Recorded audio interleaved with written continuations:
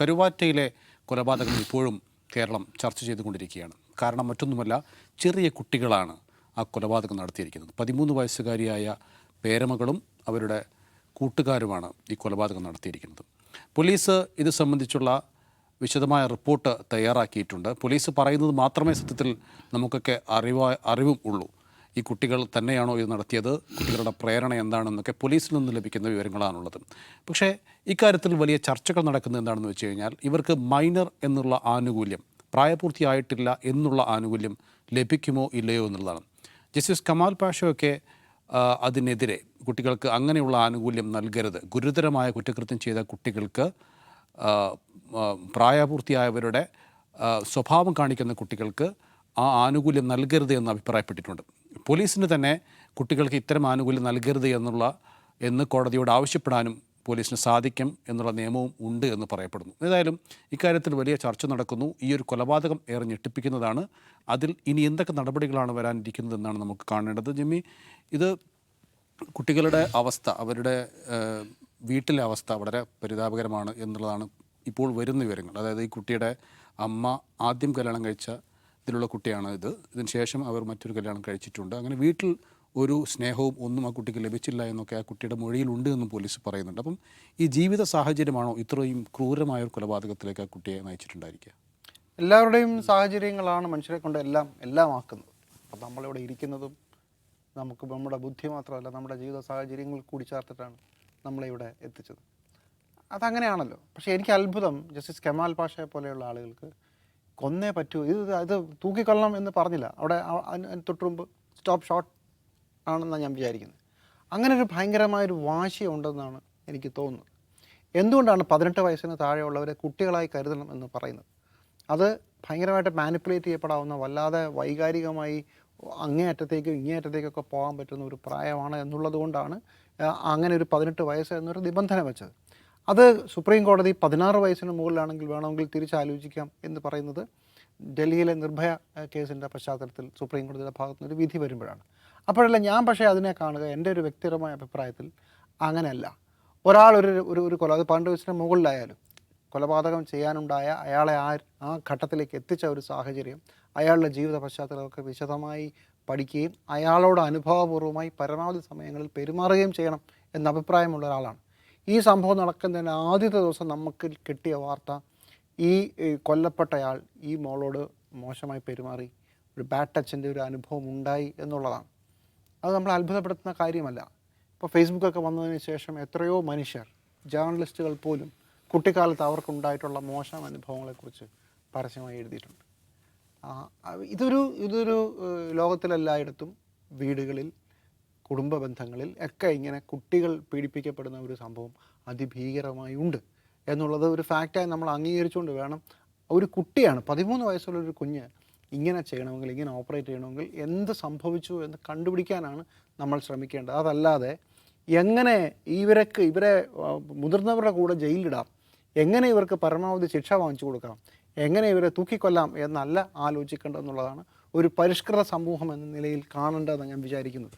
ആ കൊലപാതകം നമ്മളെ ഞെട്ടിക്കേണ്ടത്, ഒരു കുഞ്ഞിന് എന്തുകൊണ്ട് അങ്ങനെ ചെയ്യാൻ പറ്റി, ഒരാൾ മരിച്ചു, അത് ശരിയാണ്, അതോടൊപ്പം തന്നെ ഒരു കുഞ്ഞിന് അങ്ങനെ എന്തുകൊണ്ട് ചെയ്യാൻ പറ്റി എന്ന് ആലോചിക്കുന്നിടത്തും അതിൻ്റെ കാരണം കണ്ടെത്തുന്നതിലേക്കും അത് കോടതിയെ ബോധ്യപ്പെടുത്തുന്നതായിരിക്കണം എന്നുള്ളതാണ്.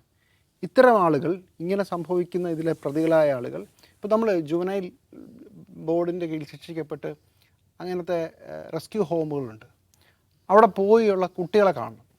ഞാൻ 2-3 പ്രാവശ്യം പോയിട്ടുണ്ട്. ഭയങ്കര ദയനീയമാണ് അവരുടെ കുടുംബ പശ്ചാത്തലം. മാത്രമല്ല, അവരവിടെ വളർന്നു വരുന്ന ആ ജയിലിൽ കിടക്കുന്ന സാഹചര്യം, ഒരാൾ പോലും രക്ഷപ്പെടില്ല നമുക്ക് പലപ്പോഴും ഉറപ്പാകുന്ന, ഈ ശിക്ഷ കഴിഞ്ഞ് പുറത്ത് വന്നാലും ഒരു കാരണവശാലും അവർക്ക് റീസെറ്റിൽമെൻറ്റ് ഉണ്ടാവില്ല എന്ന് തോന്നുന്ന രീതിയിലാണ് പലപ്പോഴും അവിടെ കാര്യങ്ങൾ നടക്കുക. ഒരു സമൂഹത്തിന് കുറച്ച് പേരോട് ഒരു പക തോന്നാനും ആ പക എങ്ങനെയെങ്കിലും തീർക്കാനുള്ളൊരു ക്യാമ്പയിൻ പോലെയാണ് ഇപ്പോൾ ഇത് മാറുന്നത്. ഞാനതിനെ തിരിച്ചു വയ്ക്കാൻ ആഗ്രഹിക്കുന്നു. അത് ആ കുട്ടികളോട് അനുഭാവപൂർവ്വമായി പെരുമാറാനും, ആ കുട്ടികളുടെ ജീവിത സാഹചര്യം മനസ്സിലാക്കാനും, അവരെ കുട്ടികളായി മാത്രം കരുതാനും ഉള്ള ഒരു അവസരമാണ്. അപ്പോഴാണ് നമ്മൾ കുറച്ചുകൂടെ ഹൃദയവിശാലതയുള്ള മനുഷ്യരായി മാറുക, അങ്ങനെയുള്ള ആളുകളുടെ സമൂഹമായി മാറുക. ഒരു കാരണവശാലും ഈ കുട്ടികളുടെ പ്ലാനിങ്, തലയിൽ വീഴ്ച കൊല്ലാൻ ശ്രമിച്ചു എന്നൊക്കെയുള്ള പല കഥകൾ വരുന്നുണ്ട്. ഇതൊക്കെ ആയിക്കോട്ടെ, എന്തിനാണ് 13 വയസ്സുള്ളൊരു കുഞ്ഞ് അങ്ങനെ ആലോചിച്ചത് എന്നുള്ളിടത്തു നിന്ന് വേണം നമ്മുടെ ചിന്തകൾ തുടങ്ങാൻ. അതല്ലാത്തുള്ള കാര്യങ്ങൾ മുഴുവൻ എന്തോ എന്തോ എന്തോ എന്തോ എന്തോ എന്തോ കുഴപ്പമുള്ള ആളുകളാണ്. ഇതേ ആളുകൾ തന്നെയാണ് സിനിമയിലെ നായകൻ വില്ലനെ കത്തിയെടുത്ത് കുത്തുമ്പോഴോ കെട്ടിടത്തിന് മുകളിൽ നിന്ന് താഴെടുമ്പോഴോ കൈയടിക്കുന്നത്. അതിനൊന്നും ഒരു കുഴപ്പമില്ല കേട്ടോ. ബാക്കി സമയത്ത് ഞങ്ങൾ ഭയങ്കര നീതി ന്യായം, ഇന്ത്യൻ ഭരണഘടന അല്ലെങ്കിൽ ആ ഇന്ത്യൻ പീനൽ കോഡ് ഒക്കെ അനുസരിച്ച് നമ്മൾ ചെയ്യുള്ളൂ. ഇത് ഭയങ്കര ഇരട്ടത്താപ്പാണ്. അതേസമയം ഇത് 18 വയസ്സ് എന്ന് പറയുന്ന പ്രായപൂർത്തിയാകേണ്ട പ്രായത്തിനേക്കാളും വളരെ താഴെയാണ്. 13 വയസ്സാണ് ഈ കുട്ടികൾ. 13 വയസ്സ് ആ പെൺകുട്ടിക്ക്. ആ പെൺകുട്ടിക്ക് കൃത്യം നിർവഹിച്ച ഒരു 16-17 വയസ്സുള്ള 16 വയസ്സ്. അപ്പം വളരെ താഴെയാണ് കുട്ടി. അപ്പോൾ ആ കുട്ടിയിൽ നിന്നാണല്ലോ ചിന്തകൾ വരുന്നത്. എന്നിട്ട് ഇവർ അതോടൊപ്പം തന്നെ ഇവർ അങ്ങനെ ഒരു പെട്ടെന്നുണ്ടായ ഒരു പ്രകോപനത്തിൽ ചെയ്യുന്നതുമല്ല. ആസൂത്രണം, പ്ലാൻ എയും പ്ലാൻ ബിയും ഒക്കെ ഉണ്ട്, പ്ലാൻ സി ഉണ്ട്, പ്ലാൻ സി ഉണ്ട്. അപ്പോൾ ഇത്രയും പ്ലാനുകളൊക്കെ ഉണ്ടാക്കുമ്പോൾ അപ്പോൾ അത് നമ്മൾ കാണുമ്പോൾ നമ്മൾ പ്രായപൂർത്തിയാകുന്നവരെക്കാൾ നന്നായി പ്രായപൂർത്തിയായവരെ ചിന്തിക്കുന്ന രൂപത്തിലേക്ക് ഇവർ ചിന്തിക്കുകയും ചെയ്യുന്നു. അപ്പോൾ ഇത് രണ്ടും ഒരു കോൺട്രഡിക്ഷൻ ഉണ്ടോ? നൗഫൽ ചോദിച്ചതിനെക്കുറിച്ച് ഞാൻ രണ്ടാമത് പറയാം. ഒന്നാമത്തെ കാര്യം, ഇതിൽ ഈ സംഗതി ഭയങ്കരമായിട്ട് മലയാളം സെൻസേഷണൽ ന്യൂസ് ആയിട്ടുണ്ട്, വലിയ തോതിൽ സമൂഹത്തിൽ ചർച്ച ചെയ്യപ്പെടുന്നുണ്ട്. അപ്പം കുട്ടികൾ കുറ്റവാളികളാവുന്നു, എന്താണ് സമൂഹം എങ്ങോട്ടാണ് പോകുന്നത് എന്നൊക്കെ പറഞ്ഞിട്ടുള്ള ഭയങ്കരമായുള്ള ആധികൾ ആളുകൾ പങ്കുവെക്കുന്നുണ്ട്. അതിലൊന്നാമത് എല്ലാ കുട്ടികളും കുറ്റവാളികളായിട്ടില്ല. നമ്മുടെ നാട്ടിൽ ഒരുപാട് കൊലപാതകം നടക്കാറുണ്ട്. അതിൽ ഒരു കൊലപാതകമാണ് കുട്ടികൾ പ്രതിയായിട്ടുള്ളത്. ബാക്കി കൊലപാതകങ്ങളൊക്കെ മേജറായിട്ടുള്ള ആളുകൾ, മുതിർന്ന ആളുകൾ, പ്രായപൂർത്തിയ ആളുകൾ, വിദ്യാസമ്പന്നരായ ആളുകളൊക്കെ പങ്കാളികളായിട്ടുള്ള കൊലപാതകങ്ങളാണ് നടന്നിട്ടുള്ളത്. ഈ ഒരു പെർട്ടിക്കുലർ കൊലപാതകത്തിൽ കുട്ടികളാണ് പ്രതികളായിട്ടുള്ളത്. കുട്ടികൾ കോട്ട് ആൻഡ് കോട്ട്. അപ്പോൾ അതുകൊണ്ട് സമൂഹമാകെ നമ്മുടെ കുഞ്ഞുങ്ങളിൽ കുറ്റവാസന വളരുന്നു എന്നൊക്കെയുള്ള ഒരു ജനറൽ കൺക്ലൂഷനിലെത്തുന്നത് ശരിയല്ല. Okay, once in a while ഇങ്ങനെയൊക്കെ ഏത് സമൂഹത്തിലും സംഭവിക്കും. ഞെട്ടിക്കുന്ന തന്നെയാണ്. അത് എന്താ പറയുക, അതിൻ്റെ ഗ്രാവിറ്റി കുറച്ച് കാണുന്നില്ല. തീർച്ചയായിട്ടും ഞെട്ടിക്കുന്ന, നമ്മളൊക്കെ അമ്പരപ്പിക്കുന്ന സംഭവമാണ്. പിന്നെ ഇത് കൊലപാതകം നടത്തിയെന്ന് മാത്രമല്ല, അതൊരു 13 വയസ്സുകാരിയാണ് അതിൻ്റെ ഒരു പ്ലാനിങ് നടത്തിയെന്ന് മാത്രമല്ല, അത് വിഷ്വലൈസ് ചെയ്ത് അവർ എന്താണ് വീഡിയോ റെക്കോർഡ് ചെയ്ത് ലൈവായിട്ട് അവർ അറിയിച്ചു. എന്ന് വെച്ചാൽ അതിൻ്റെ റിമോട്ട് കൺട്രോളിങ് അതിനകത്തുണ്ടായിരുന്നു. അവരുടെ റിമോട്ടിൽ നിന്നുകൊണ്ട് അവരുടെ ഓർഡർ അനുസരിച്ചാണ് ഈ ആക്ഷൻ നടന്നുള്ളതാണ് വാട്ട് പോലീസ് ഹാസ് സെറ്റ്. അത് നമുക്ക് മനസ്സിലാവുന്നു. അപ്പോൾ അത് ഇറ്റ്സ് എ ഗ്രേവ് ഇൻസിഡൻറ്റ്. അതിൻ്റെ ഗ്രാവിറ്റി ഞാൻ കുറച്ച് കാണുമൊന്നും ചെയ്യല്ല. പക്ഷേ കുഞ്ഞുങ്ങളാകെ ക്രിമിനലൈസ്ഡ് ആയി കഴിഞ്ഞു, കുഞ്ഞുങ്ങളുടെ മനസ്സാകെ മലിനമായിരിക്കുന്നു, നമ്മുടെ സമൂഹം എങ്ങോട്ടാണ് പോകുന്നത്, ഈ മറ്റുള്ള ആധികൾക്കൊന്നും വലിയ കാമ്പില്ല. ഇതിനേക്കാൾ മാരകമായിട്ടുള്ള ക്രിമിനൽ ഒഫൻസുകൾ നമ്മുടെ സമൂഹത്തിൽ മുമ്പ് ഉണ്ടായിട്ടുണ്ട്. ഇത് കുറേ അധികം ക്രൈംസ് നമ്മുടെ നാട്ടിൽ നടക്കാറുണ്ട്. അതിൽ ഒരു കേസിൽ കുട്ടികൾ പ്രതിയായി എന്നുള്ളതിൻ്റെ പേരിൽ നമ്മൾ ജനറലൈസ് ചെയ്തത്. അതാണ് ഒന്നാമത്തെ ഭാഗം. രണ്ടാമത്, ഇതിനകത്ത് ഇപ്പോൾ നടക്കുന്ന ഡിസ്കഷൻ, അതിൽ പ്രധാനപ്പെട്ട കാര്യമാണ് എന്തിനാണ് കുട്ടികൾ ചെയ്യുന്ന ക്രിമിനൽ ഇതിന് വേറെ രീതിയിൽ ട്രീറ്റ് ചെയ്യുന്നത്. പോലീസ് തന്നെ ജുവനൈൽ ജസ്റ്റിസ് ബോർഡിനോട് അപേക്ഷിച്ചു എന്നാണ് മാധ്യമ വാർത്തകൾ വരുന്നത്. ഇവരെ എന്ത് ചെയ്യണം, ഈ മൈനറായിട്ട് കാണേണ്ട കാര്യമില്ല, ഇവരെ മേജറായി പരിഗണിച്ചുകൊണ്ട് എന്താണോ BNS പറയുന്ന, സാധാരണഗതിയിൽ BNS ഇത്തരം ഒഫൻസുകൾക്ക് പറയുന്ന കുറ്റം, ആ നിലയിൽ അവർ ട്രയൽ നടത്തണം എന്നുള്ള ഒരു റിക്വസ്റ്റ് പോലീസിൻ്റെ ഭാഗത്ത് പോയി എന്നാണ് പറയുന്നത്. അതെനിക്ക് വളരെ വിചിത്രമായിട്ടാണ് തോന്നുന്നത്. ഗിവൺ അത് ഹാവിങ് സെഡ് ദാറ്റ്, അത് പറഞ്ഞിട്ട് ഞാൻ വേറൊരു കാര്യം പറയാം. നമ്മൾ ഈ കുട്ടികളെന്ന് പറയുന്ന ഒരു പ്രയോഗം ഉണ്ടല്ലോ, അതിലെനിക്ക് അടിസ്ഥാനപരമായി വിയോജിപ്പുള്ള ഒരാളാണ്. നമ്മൾ ആരെയാണ് കുട്ടികളെന്ന് വിളിക്കുന്നത്? നമ്മൾ ഈ 18 വയസ്സ് എന്ന് പറയുന്നൊരു മാർക്ക് അവിടെ വെച്ചിരിക്കുകയാണ്. ലോകത്ത് പല രാജ്യങ്ങളും 18 വയസ്സാണ്, 18 വയസ്സല്ലാത്തതും രാജ്യങ്ങളുണ്ട്. എന്നിട്ട് ഇപ്പോൾ 18-ലുള്ളവരെ തന്നെ നമ്മൾ കുട്ടികളെന്ന് വിളിക്കുന്നത്. ഇപ്പോൾ ഈ ഡൽഹി പ്രൊട്ടസ്റ്റ് നടത്തിയ പിള്ളേരൊക്കെ നമ്മൾ കുട്ടികളെന്നാണ് വിളിക്കുന്നത്. നമ്മൾ നോക്കൂ, ലോകം ഭയങ്കരമായിട്ട് വികസിച്ചിട്ടുണ്ട്, മുന്നോട്ട് പോയിട്ടുണ്ട്. നൗഫലിൻ്റെയും എൻ്റെയും 15 വയസ്സ് അല്ലെങ്കിൽ 16 വയസ്സ് 17 വയസ്സ് കാലത്തുള്ള അറിവും ധാരണകളുമല്ല ഇപ്പോഴത്തെ 15-കാരനും 17-കാരനും ഉള്ളത്. നമ്മളെക്കാൾ അനുഭവ പരിചയമുണ്ട് അവർക്ക്, നമ്മളെക്കാൾ എക്സ്പോഷർ ഉണ്ട് അവർക്ക് പല സ്വഭാവത്തിലുള്ള എക്സ്പോഷർ ഉണ്ട്. ഇല്ലേ നൗഫലെ? ഞാൻ 18 വയസ്സിൽ നമ്മളെ തിരുത്താവുന്ന അറിവ് ദൈവമേ, എല്ലാ കാര്യങ്ങളിലും ഞാനൊരു 18-ലും 20-ലും ഒക്കെ ഉള്ള എൻ്റെ അറിവിൻ്റെയും ധാരണയുടെ എക്സ്പോഷറിൻ്റെയും എത്രയോ ഇരട്ടിയാണ് 15 വയസ്സും 12 വയസ്സും എൻ്റെ മക്കൾക്കുള്ളത്. I am damn sure of that. അതെല്ലാവരുടെ കാര്യത്തിലും അങ്ങനെയാണ്. അത് അത്രയും കൂടുതൽ അറിവും ധാരണയും എക്സ്പോഷറും എൻഗേജ്മെൻറ്റും പല കാരണങ്ങളുള്ളവരാണ് പുതിയ തലമുറ എന്ന് പറയുന്നത്. അപ്പോൾ അവരിൽ 18 വയസ്സെന്ന് പറയുന്ന ആ മാർക്കിന് ഇപ്പുറം കിടക്കുന്നവർക്ക് കുട്ടികളാണ് എന്ന് നമ്മൾ പറയുന്നതിൽ പ്രശ്നമുണ്ടെന്നുള്ള അഭിപ്രായക്കാരനാണ് ഞാൻ. നമ്മൾ ചുമ്മാ വളരെ എക്യുപ്ഡ് ആയിട്ടുള്ള നമ്മുടെ ഇളം പ്രായത്തിലുള്ള ആളുകളെ ഇൻഫൻറ്റലൈസ് ചെയ്യുകയാണ്. നമ്മളവർ ഇൻഫൻറ്റലൈസ് ചെയ്യുകയാണ്. അതുകൊണ്ട് ഈ 18 വയസ്സെന്ന് പറയുന്ന മാർക്കിങ്ങിനെ കുറിച്ചിട്ടുള്ള സീരിയസ് ആയിട്ടുള്ള റീത്തിങ് വേണമെന്നുള്ള അഭിപ്രായക്കാരൻ ഞാൻ. പക്ഷേ അറിവിനൊപ്പമുള്ള മാനസിക വളർച്ച അവർക്കുണ്ടായിട്ടുണ്ടാകും. അതേക്കാൾ കൂടുതലുണ്ട്. നിങ്ങൾ 18 വയസ്സുള്ള ഒരാൾക്കേ വോട്ട് ചെയ്യാൻ അവകാശം കൊടുക്കുന്നുള്ളൂ. 16 വയസ്സുള്ള ഒരാൾക്ക് നിശ്ചയമായിട്ടും വോട്ട് ചെയ്യാൻ പറ്റുന്നുള്ള അഭിപ്രായക്കാരനാണ്. അത് ജന്തർ മന്ദറിൽ പോയാൽ മതി. അവിടെ ഈ പറയുന്ന പിള്ളേരുണ്ട്, ഏത് യൂണിവേഴ്സിറ്റി പഠിക്കുന്ന കുട്ടികൾ, ചെറിയ പിള്ളേർ വന്ന് അവിടെ സംസാരിച്ചിട്ടുണ്ടല്ലേ, എത്ര പൊളിറ്റിക്കൽ ക്ലാരിറ്റിയോട് കൂടിയാണ്. നമ്മുടെ നാട്ടിലെ രാഷ്ട്രീയ പ്രക്രിയയെക്കുറിച്ച് നല്ല ധാരണ അവർക്കുണ്ട്. പക്ഷെ അവർക്ക് വോട്ട് ചെയ്യാൻ അവകാശമില്ല. ഒരു കാര്യം ഞാൻ പറയാം, എൻ്റെ മകന് എന്നെക്കാൾ ഗംഭീരമായിട്ട് വണ്ടി ഓടിക്കാൻ പറ്റും. പക്ഷെ അവന് വണ്ടി ഓടിക്കാൻ പറ്റില്ല. എന്ത് വേണം? ഈ 18 വയസ്സ് മാർക്ക് കടക്കണം, ആ ത്രഷോൾഡ് കടക്കണം. നമുക്ക് വണ്ടി ഓടിക്കാൻ കഴിയുന്ന 15 വയസ്സുള്ള 16 വയസ്സുള്ള ഒരു ചെറുപ്പക്കാരൻ, അവന് വണ്ടി ഓടിക്കുക എന്ന് പറയുന്ന ഒരു സ്കില്ലാണല്ലോ. ആ സ്കില്ല് അവനുണ്ട്. ഒരു 50 വയസ്സോ 25 വയസ്സോ 30 വയസ്സോ ഉള്ള ഒരാളേക്കാൾ സ്കില്ല് അവനുണ്ട്. വണ്ടി ഓടിക്കാൻ അവന് പറ്റും. പക്ഷെ നമ്മുടെ സിസ്റ്റം അവനെ വണ്ടി ഓടിക്കാൻ സമ്മതിക്കുന്നില്ല. അവൻ്റെ അറിവിനെയും അവൻ്റെ ധാരണയും അവൻ്റെ എക്സ്പീരിയൻസിനെയും അവൻ്റെ സ്കില്ലിനെയും നിഷേധിക്കുകയല്ലേ ചെയ്യുന്ന ഭരണകൂടം. എന്താ നൗഫലൊന്നും പറയാത്തത്? അല്ല ഞാൻ വണ്ടി ഓടിക്കാൻ അറിയായിരിക്കും, പക്ഷേ നമ്മളൊരു മുന്നിലൊരു വണ്ടി അല്ല നമ്മൾ ഒരു വണ്ടി അയാൾ ഓടിക്കുന്നതിൻ്റെ അത് ഹാർഷ് ഇപ്പം ഈ എന്താ പറയുക മാനസിക വളർച്ച അത്രത്തോളം എത്താത്ത കുട്ടിക്ക് ഒരു പക്ഷേ ഹാർഷായിട്ട് വണ്ടി ഓടിക്കാൻ തോന്നും.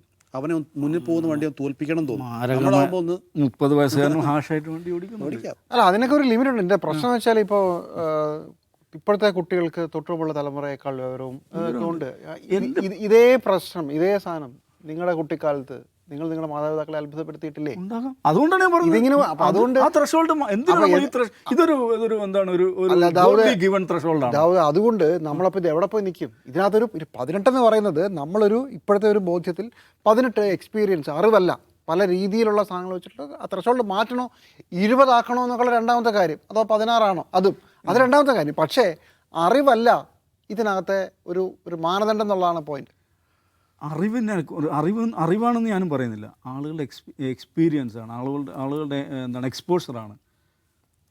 നമ്മൾ ഇൻഫൻറ്റലൈസ് ചെയ്ത് തന്നെയാണ് ഞാൻ പറയുന്നത്. നമ്മൾ നല്ല കഴിവും ധാരണയും പ്രാപ്തിയുമുള്ള നമ്മുടെ ചെറുപ്പത്തെ ഇൻഫൻറ്റലൈസ് ചെയ്ത് ആ ത്രഷോൾഡിനെ കുറിച്ച് സീരിയസ് ആയി റീതിങ്കിങ് വേണമെന്നുള്ള ഒരഭിപ്രായം. അത് ഞാൻ ഇതിൽ കൊണ്ടുവരുന്നത് വെച്ചാൽ അത് ക്രൈമിൻ്റെ കാര്യത്തിൽ അങ്ങനെ തന്നെയാണ്. അതുകൊണ്ട് 16 വയസ്സുള്ള ഒരാൾ ക്രൈം ചെയ്താൽ അത് എന്താണ്, അത് വേറൊരു സംഗതിയാണ്. അതിനകത്ത് നമുക്കത് അപ്ലൈ ചെയ്യാൻ പറ്റും. ഇവരങ്ങനെ ചെയ്യണം എന്നുള്ള ഇതിലൊക്കെ പറയുന്നത് ഈ ഒരു നമ്മുടെ ചെറുപ്പക്കാർ, പ്രത്യേകിച്ച് 15 വയസ്സിന് മേലെയുള്ള ആളുകൾ, അവരുടെ കഴിവിനെയും പ്രാപ്തിയെയും ഇനി അവർക്ക് തെറ്റ് ചെയ്യാനുള്ള അവരുടെ സാധ്യതകളെയും ആ ഒരു ഡൊമൈൻ അതൊരു സീരിയസ് റീതിങ്കിങ്ങിന് വിധേയമാക്കുന്ന അഭിപ്രായക്കാരനാണ് ഞാൻ. ചുരുങ്ങിയത് ഒരു 16 വയസ്സിലെങ്കിലും ഒരാൾക്ക് വോട്ട് ചെയ്യാൻ സാധിക്കുമെന്ന് വിചാരിക്കുന്നത്. ഒരു 60 വയസ്സുള്ള ഒരാളേക്കാൾ രാഷ്ട്രീയ ധാരണ 16 വയസ്സുള്ള ഒരാൾക്ക് ഉണ്ടാവും. നമ്മുടെ രാജ്യത്തെക്കുറിച്ചും നമ്മുടെ സമൂഹത്തെക്കുറിച്ചും ഇന്നുണ്ടെന്ന് വിചാരിക്കുന്ന ഒരാളാണ് ഞാൻ. അതുകൊണ്ട് ഇതൊരു എന്താണ് എന്തോ ഒരു സെക്രട്ട് ത്രഷോൾഡ് എന്നുള്ള നിലക്ക് അതിനെ കാണരുത്. അതിൽ റീതിങ്കിങ് വേണം. അങ്ങനെ റീതിങ്കിങ് ഉണ്ടായാൽ എല്ലാ കാര്യത്തിലും അതുണ്ടാവും. അത് ക്രിമിനൽ പ്രൊസീജിയറിൻ്റെ കാര്യത്തിൽ അത് വരും, വോട്ടിൻ്റെ കാര്യത്തിൽ അത് വരും, വിവാഹത്തിൻ്റെ കാര്യത്തിൽ അത് വരും, പിന്നെ ലൈസൻസ് വണ്ടി ഓടിക്കുന്ന ലൈസൻസിൻ്റെ കാര്യത്തിൽ വരും, എല്ലാ കാര്യങ്ങളും, ഒരു കമ്പനി തുടങ്ങുന്ന കാര്യത്തിൽ വരും, ബാങ്ക് അക്കൗണ്ടിൻ്റെ കാര്യത്തിൽ എല്ലാത്തിലും അത് വരും. അപ്പോൾ അത് വളരെ പ്രധാനപ്പെട്ട ഒരു ആലോചനയ്ക്ക് വിധേയമാക്കേണ്ട ഒരു കാര്യമാണെന്നുള്ളതാണ്. ഇനി കരുവാറ്റയിൽ ഇതിലേക്ക് വന്നു കഴിഞ്ഞാൽ ഇപ്പോൾ മാധ്യമങ്ങൾ, പോലീസ് നൽകുന്ന ബ്രീഫിങ്ങിൻ്റെ ഭാഗമായിട്ട് വരുന്ന കാര്യങ്ങൾ, ഈ കുട്ടികളുടെ ബാല്യകാല അനുഭവങ്ങൾ, അത് സീരിയസ് ആയിട്ടുള്ള സംഗതിയാണ്. ബാല്യകാലാനുഭവങ്ങൾ വളരെ ട്രൊമാറ്റിക് ആയിട്ടുള്ള ചൈൽഡ്ഹുഡുള്ള ആളുകൾ അവർ 18 വയസ്സിന് ശേഷവും ഈ ജാതി കാര്യങ്ങൾ ചെയ്യും. അയ്യോ അവരെന്ത് 18 ഇത്രയും ചെറുപ്രായത്തിൽ ഇങ്ങനെ ചെയ്തു എന്നുള്ളതാണ് നമ്മളിപ്പം ഉന്നയിക്കുന്ന ഒരു ആധി എന്ന് പറയുന്നത്. 18 വയസ്സിനല്ല മുമ്പല്ലെന്ന് വിചാരിക്കുക, 18 വയസ്സിന് ശേഷവും അവരത് ചെയ്യും. അപ്പോൾ നമ്മുടെ കുഞ്ഞുങ്ങളുടെ ബാല്യം അതിൽ അവരെത്രത്തോളം ട്രോമറ്റൈസ്ഡ് ആണ്, അവരേത് നിലക്കാണ് പരിഗണിക്കുന്നത് എന്നുള്ളത് എല്ലാവരും ആലോചിക്കേണ്ട കാര്യമാണ്. ഇവർ ബ്രോക്കൺ ഫാമിലി ബാക്ക്ഗ്രൗണ്ടിൽ നിന്ന് വരുന്ന ആളുകളാണ് പലപ്പോഴും ഇത്തരം ക്രൈം സീനുകൾ നമ്മൾ കാണുന്നത്. അച്ഛൻ്റെ സ്നേഹം ലഭിച്ചില്ല, അമ്മയുടെ സ്നേഹം എന്തെന്ന് ഞാൻ അറിഞ്ഞില്ല എന്ന് ഈ പെൺകുട്ടി പറഞ്ഞതായിട്ട് പോലീസ് അവരുടെ മൊഴിയിൽ പറഞ്ഞതായിട്ട് പറയുന്നു. ആ കുട്ടി പൊട്ടിക്കരയുക എന്ന് പറയുന്നു. അത് കാലം ശരിക്കും സങ്കടമാണ്. പലതരത്തിലുള്ള ട്രോമകളിലൂടെ കടന്നുപോയ പലതരത്തിലുള്ള മോശം അനുഭവങ്ങളിലൂടെ കടന്നുപോയിട്ടുള്ള ബാല്യം നമ്മളിൽ പല ആളുകൾക്കുണ്ട്. അത് അവരെ കൊണ്ട് പലതും ചെയ്യിക്കും. ജീവിതാന്ത്യം വരെ അതിൻ്റെ ആഘാതം പേർന്ന് എത്ര ആളുകളുണ്ട് ഇതിനൊക്കെ നമ്മുടെ സമൂഹം. ഇപ്പോൾ കുഞ്ഞുങ്ങളുടെ മേൽ നടത്തുന്ന ക്രൈം ഉണ്ടല്ലോ, അതെന്താണെന്ന് വെച്ചാൽ അത് ഹീനമായിട്ടുള്ളൊരു കാര്യമാണ്. ആ കുഞ്ഞുങ്ങൾക്ക് റെസിസ്റ്റ് ചെയ്യാൻ പറ്റില്ല. അവർ നമുക്ക് എന്തു ചെയ്യാം എന്നുള്ള ഒരു അധികാരത്തിൻ്റെ പുറത്താണ് ഈ ക്രൈം ചെയ്യുന്ന ആളുകൾ. അത് ക്ലോസ് റിലേറ്റീവ്സ് ആണെന്നുള്ളതാണ്. പോക്സോ കേസുകളുടെ കഥ അറിയില്ലേ? പോക്സോ കേസുകൾ ഏറ്റവും കൂടുതൽ വരുന്നത് എവിടെ നിന്നാണ്? വീട്ടിൽ നിന്നാണ്. ഇൻറ്റിമേറ്റ് റിലേഷൻഷിപ്പിൽ നിന്നാണ്. അത് എഗൻ ചിന്തിക്കുക, അത് കേസായിട്ട് വരുന്ന എപ്പോഴാണ്? അവസാന ഘട്ടത്തിൽ ഇതൊക്കെ കേസായിട്ട് വരുള്ളൂ. ഒരു അടുത്തൊരു ബന്ധു പീഡിപ്പിച്ചാൽ സാമാന്യഗതിയിൽ എന്താ ചെയ്യുക? അത് കുടുംബത്തിനകത്ത് തന്നെ സെറ്റിൽ ചെയ്ത് തീർക്കുകയാണ് ചെയ്തത്. കേസായിട്ട് വരുന്നത് പിടുത്തം വിടുമ്പോഴാണ്.